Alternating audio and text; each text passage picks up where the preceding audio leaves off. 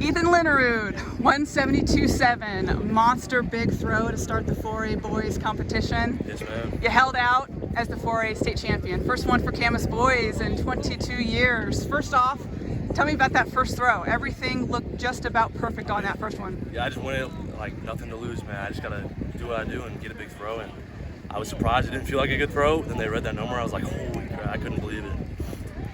You've hit 160 or better 4 times this year, Yeah. but it feels like the 172 you've been waiting for, yeah? Yeah, I hit a PR first meet, and then I hadn't hit that PR all season until now. So I'm just like, my time's coming.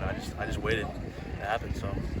When throwers get a big throw like that, especially so early on in the competition, like what does that do just mentally? Like, does it relax you a little bit to kind of? No, I got scared. I was like, okay, now they're coming. Now someone's gonna try to beat me. So I'm just like, I gotta get a better throw.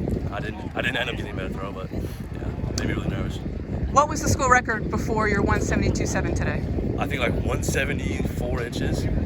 So like barely beat it. It's my last meet to do it too. I was like, dang. How much was that on your mind going into today, knowing that you had one last meet for your high school career to do it? I mean, I thought about it a couple weeks prior, but I kind of went in here like nothing to lose. I just got to throw. First off, congratulations, Thank you. Will and Juan. What a competition. PRs, again, you guys, like you've done all year, you keep one-upping each other. Will, first off, just being a state champion and doing it in this environment with the big cat over here, right down your neck all competition. Thank you. It feels amazing. I mean, I just can't believe it. I lost out on state last year, didn't make it out of regionals. I've worked all summer for this. I've been thinking about it all year. It just feels unbelievable. What went so well in that opening throw for you? I was mostly just relaxed. I mean, obviously there's nerves here. It's a state championships, but I was super relaxed and I just hit a good one. As soon as it came off my fingers, I was like, there it is. What's it like having this? I don't even. Is rivalry the right word? What would you describe? What word would you use to describe this? I'd say competition. I mean, we're really good friends, but at the end of the day, it's competition. We want to beat each other, but we're obviously not going to feel a certain type of way when the other one wins. Like, Will deserved the win today, so I'm happy for him, and it was razor thin. So. Did you think maybe a couple of those last throws had a chance to? Yeah, I think a couple of them did, but it didn't happen, so it's all right. 59.6, you set a school record, break Ethan Tonder school record from 7 years ago. What is that feeling for you? I'm excited because Ethan was somebody that I looked up to, and he's one of the people actually I kind of got in the sport because of him. Because when I was younger and I was a football player, me and him had a decent relationship, and then I started to hear about him throwing. So then I kind of started to throw, and then I was like, dang, Ethan's really good. And then I wanted to be as good as him. So I just kept working and working. Now I finally passed his all-time record, so it's a great feeling. When we chatted last week, we talked about kind of the dream of you guys going 1-2. Wyatt pops a huge throw. The GSHL goes 1-2-4. What is hearing that? What does that feel like for you guys? Just hearing that. I just think I don't even have words for it. I mean, it's just unreal. It's hard work. We all worked our tails off in the summer. Just had to get gritty. Only 1 3/4 of an inch separates you guys. Could you imagine a better performance than what we saw today? No, I think that's the best way to end it. I mean, we both want to win it. When it's that close, I feel like you both know it's there, and it's just whoever inched it out. I mean, it's just perfect. And especially Wyatt. I mean, just lined one up and threw. I mean, it was amazing. How long did it take you guys to figure out that you liked each other when you first started? I mean, we competing against each were other? actually teammates in football in like 4th grade. He was the center. I was the center. He was the quarterback. Yeah. So. There's that bond, that relationship. So it never left. Yeah. Will, sorry, go ahead. I mean, what was the name of the team that you guys played I on? think it was the Renegades or something, maybe Titans. I can't remember. Okay. It was flag football. Oh, it's flag So football. yeah, Oh, okay. we're little kids. Okay. Will, your weekend's obviously not done. You still have the discus coming up. You popped a huge 170-plus throw at by districts. How do you feel going into that, given what you accomplished today?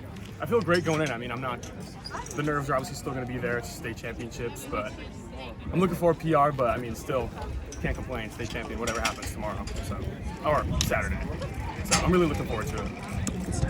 And I look at you, right, not the camera. Correct. Yeah, you got it. You're good at this stuff. I looked at the camera a couple times for the other dude, Hopefully it doesn't look too weird. No, you're good. You're good. All right, Jacob McManus, 4:11:10 in the 1600 meters. Couple more steps and you might be a state champion. But wow, what a finish! What a race! First of all, what does that time sound like to you? 4:11. How happy are you with that Man, time? I ran 4:18 a month ago, and I was like, I just want to get my goal. I just wanted to break 4:15, and then to cross that line. And I was like, I went through 1200. It was like 3:07, 3:08, and I'm like, wait a minute, like something cool is gonna happen this final lap. So I'm so happy with the time. I'm really happy with that time. Well, there was a lot of coolness that happened on that final lap. So let's talk about that kick with, what, 150 to go? It was you and Parker Mong. You guys have some history with cross country.